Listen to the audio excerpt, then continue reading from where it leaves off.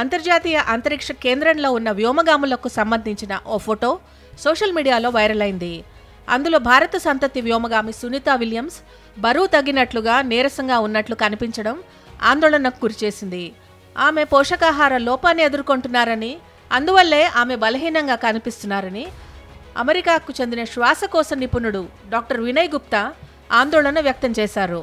దీంతో సునీత విలియమ్స్ ఆరోగ్య పరిస్థితిపై పెద్ద ఎత్తున చర్చ జరుగుతోంది. ఆమె ఆరోగ్యం క్షీణిస్తోందని వచ్చిన వార్తలపై నాసా స్పందించింది. సునీత విలియమ్స్ సహా వ్యోమగాములందరూ పూర్తి ఆరోగ్యంతో ఉన్నారని నాసా తెలిపింది. వ్యోమగాములకు ఎప్పటికప్పుడు వైద్య పరీక్షలు జరుగుతున్నాయని, ఫ్లైట్ సర్జన్లు పర్యవేక్షిస్తున్నారని వెల్లడించింది. భారత సంతతికి చెందిన సునీత విలియమ్స్, బుచ్ విల్మోర్ ఈ ఏడాది జూన్ 5న బోయింగ్ స్టార్ లైన్ స్పేస్ షిప్లో ISSకి వెళ్లారు. ఆ తర్వాత స్టార్ లైనర్లో సాంకేతిక లోపం తలెత్తింది. దాంతో ఇద్దరు ఆస్ట్రోనాట్స్ తిరిగి భూమిపైకి చేరుకోవడంలో ఆలస్యమైంది.